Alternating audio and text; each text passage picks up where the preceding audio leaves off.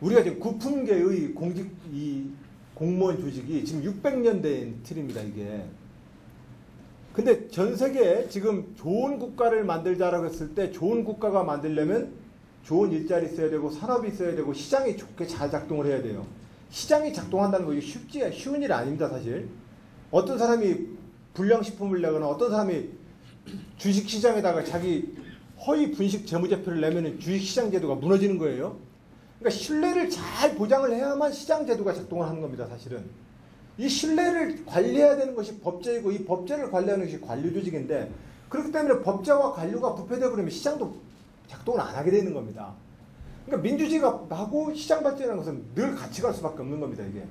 그런데 제가 이제 그러면 관조직 문제를 지금 어떻게 할 거냐. 이 관료가 우리가 600년 된 이 관료 조직이 미국 같으면은 공무원법이 1910년대에 만들어졌어요. 거기는 딱 100년 됐어요. 미국의 공무원법은. 그 전에 미국의 공무원들은, 미국의 관료 조직은 집권당이 다 했습니다. 집권당이 그야말로 그냥 동사무소 조직까지 죄다. 그러니까 집권을 하면 주지사든 카운티든 메이어든 시장이든 집권을 하면 그 당 내에서 다, 그러니까 전문직 직업 공무원이 없었어요. 그러니까 이러다 보니까 공공행정에 대한 전문적 안정적 공급 기반이 너무 취약해지니까 1900년대에 거기는 이제 공무원법을 만들어가지고 정당 선거와 상관없이 공무원들의 신분 중립을 지켜줬지만, 신분의 안정성을 지켜줬지만, 그럼에도 불구하고 거기는 개방형주의가 상당히 많습니다. 자, 그러면 우리의 관료 조직이 과연 이 새로운 시대 변화에 어떻게 변해야 되느냐? 저는 그런 점에서 구품계 조직이 이거 잘못됐다고 생각합니다. 두 번째로는 제가 이번에 도에서 지금 첫 번째 지금 하고 있는 게 뭐냐면, 간부는 그냥 우리 내부에서 지휘력 있는 사람이 간부 돼야 되는 거 아니겠습니까? 이렇게 가만히 우리가 공을 차봐도 지휘력 있는 사람 주장시키지 않습니까? 동네에서 공을 차더라도. 이 지휘력 중심으로 놓고 간부를 뽑아야 되는 거지. 이게 시간 됐다고 다 그냥 다 가버리면 그 조직기는 죽습니다. 그렇게 돼버리면.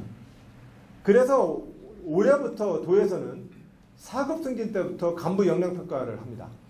그래서 2박 3일은, 올해는 2박 3일만 했는데, 사실상 이 문제에 대해서는 우리 공무원들과 지난 3년 동안 합의한 겁니다. 내가 원하는 것은 우리 조직 누구나 다 이 조직 내에서 정말 일을 신명나게 할 수 있는 조직을 만들고 싶어서 그래요. 그 제도가 뭔지 한번 찾아봅시다.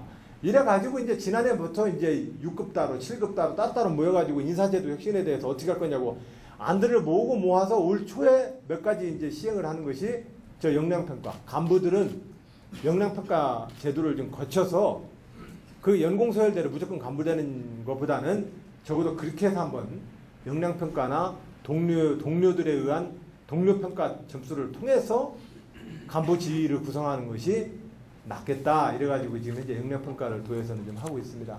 제가 왜 이 말씀을 좀 길게 드리냐면, 우리 공무원 조직 스스로에 대한 인사제도와 내부 혁신에 대해서 우리 내부 좀 노력을 우리가 좀 같이 해보자는 말씀을 좀 꼭 좀 드리고 싶어서 그렇습니다. 이것은 내가 유난을 떨고 싶어서도 아니고, 제가 무슨 혁신이라고 하는, 개혁이라고 하는 이름을 가지고서 정치적으로 특별하게 더 이렇게 광을 내고 싶어서가 아닙니다. 우리가 실제적으로 부딪히고 있는 현실의 문제입니다. 이 현실의 문제를 우리가 어떤 방식으로 풀 것인지에 대해서 우리 공직 선배님들 답을 좀 같이 좀 내주셔야 합니다. 저는 선출직 공직자입니다. 선출직 공직자는 다른 말로 표현하면 정치인입니다. 도지사는 정치인입니까? 행정인입니까? 저한테 묻는데 저는 그 질문이 의문이라고 얘기를 했어요. 왜냐면 저도 공직자가 되고 싶은 사람이에요. 공직자가 되고 싶은데 방법을 저는 선거를 통해서 공직자가 되고 싶은 사람이에요. 그러니까 똑같이 공직자라는 목표는 똑같아요. 근데 이 공직사회가 어떤 방식으로 국민들한테 지금 불신을 받고 있는지, 이 공직사회 이전에 정치인으로서 저는 정치인이 국민들한테 어떻게 불신을 받고 있는지에 대해서 그 불신의 벽에다가 저는 도전하고 싶은 겁니다.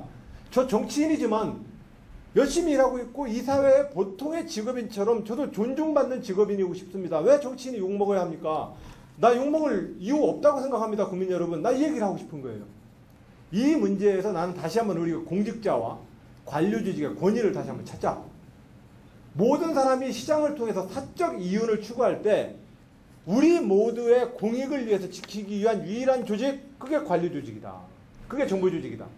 그런 점에서 내가 하고 있는 이거에 대한 직업적 존경을 우리는 절대로 놓치지 않으려 노력을 해야 되고, 이것에 불신을 받고 있는 어떤 요소를 찾아서 우리 스스로가 바꾸려고 노력을 해줘야 된다. 이 노력을 저는 공직자 우리 선배님들하고 같이 해보자는 말씀을 좀 드립니다. 정보 분야가 좀 바뀌어야 합니다. 정보 분야가 정말 바뀌어야 합니다.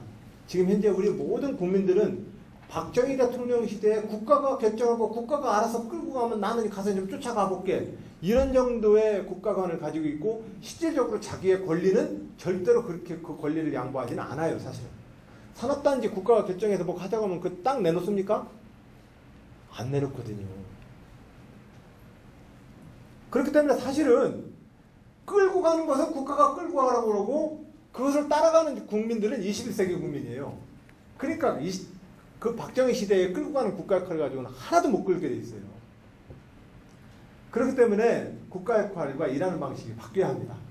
이 과제는 대한민국뿐만 아니라 일본 정부도, 미국 정부도, 유럽에 있는 정부도 똑같이 가지고 있는 과제입니다. 이 문제에서 시장의 질서, 각각의 시민 이익단체들의 질서의 틀 내에서 정부가 가장 효과적으로 일을 하는 나라를 만들 수 있으면 이 21세기 파고를 우리는 뛰어넘을 수 있습니다. 그러나 이 과정을, 이 정보 분야에 대한 우리 스스로의 노력을, 우리가 이 변화의 틀들을 만들어내지 못하면 아마 제가 볼 때는 굉장히 위기가 오는 나라가 될 겁니다. 그런 측면에서 우리 정보 부문에서 일하는 우리 공직자들이 이 시대의 변화에 맞추어서 우리가 일하는 방식들과 일하는 미래들을 놓고 다시 한번 더 같이 고민해보자는 말씀 좀 드리고, 그게 도정 3년 동안 충남이 행정혁신, 자치분권혁신, 삼농혁신이라고 표현했던, 삼농혁신 제가 한다니까요. 농민들이 뭐 삼농혁신 한다면 나한테 오는 건 하나도 없어 그러고 계시더라고요. 예, 없을 거예요 아마. 제가 그거 하자고 삼농혁신 하는 거 아니에요. 제가 뭔가 한 방에 뭔가 다 해결해 줄 수 있는 게 있으면 앞에 선배님들이 이미 했겠죠. 근데 문제는 지역의 수많은 RPC, 지역의 수많은 산지 유통센터, 지역의 수많은 FPC, 생선 처리센터, 육가공센터, 많은 센터를 전했지만 사실은 우리가 그걸 가지고서 유통시장 농민들과 어민들이, 생산자들이 장악하지 못하고 있거든요. 이 문제는 사실상은 공무원들이 나선다고 해결하지 될 문제가 아니거든요. 생산자 스스로가 이 문제를 어떻게 자기가 조직해서 단결해 줄 것이냐의 문제거든요. 많은 부분이 그렇습니다. 그래서 이런 문제들에 대해서 기존의 정부 역할을 좀 바꿔서 우리 대한민국의 주요 정책들을 한번 다시 좀 들여다보고 방향과 접근 방법을 좀 바꿔보자고 하는 그런 마음으로 3년 동안 해오고 있습니다. 제가 앞으로 해야 될 정치와 제가 앞으로 해야 될 정치 행정 분야에서의 노력은 아마 이와 같을 것입니다. 그렇게 가야만 대한민국이 저는 지금 이 현재의 이 위기를 극복할 수 있을 것입니다. 제가 일례를 들어서요, 제가 오너 드라이버가 된 지가 사실상 제 개인적으로 보면 16년밖에 안 됐거든요. 얼마나 되셨어요? 내 개인 자가용 운전하신 지 얼마 되셨습니까? 저는 지금 16년 됐어요. 제가 18년 됐네요. 96년도에 처음 몰았어요. 엑셀 40만 원 주고 사가지고. 제가 하고 싶은 말씀은 이 번영이 그렇게 오래된 번영이 아니에요. 그리고 이 번영이 계속 간다라고 하는 것은 또한 약속된 것도 아니에요. 부자가 3대 못 간다고 우리 동네 옛 동네 마을 풍경 한번 기억해 보세요. 나라의 국가의 흥망성쇠도 마찬가지예요. 대한민국이 현재 부존자원도 없는 나라에서 우리가 현재 이 수준까지 왔어요. 우리가 초등학교 시절에 중학교 진학 못하고 고등학교 진학 못했던 그 많은 친구들을 기억하시죠? 그 가난의 나라로부터 우리가 사실상은 벗어나온 게 사실상은 자가용을 부자가 됐다라고 치면 저 개인적으로부터 15, 한 5, 6년밖에 안 된 역사예요. 근데 뭘 근거로 이 역사가 계속할 거라고 믿죠? 만약에 이 역사와 이 풍요와 번영이 계속 가기를 바란다면 지금 우리는 뭔 노력을 해야 되는 걸까요? 공직 분야에서. 그 고민이 사실상은 제가 도전하고 있는 모든 과제에 저를 채찍질하는 가장 유일한 동기인 그래서 그런 점에서 공직 분야에 있어서 저는 공직 분야가 이 시대에 맞춰서 좀 새로운 변화들을 시도해 보자는 말씀을 계속 좀 드립니다.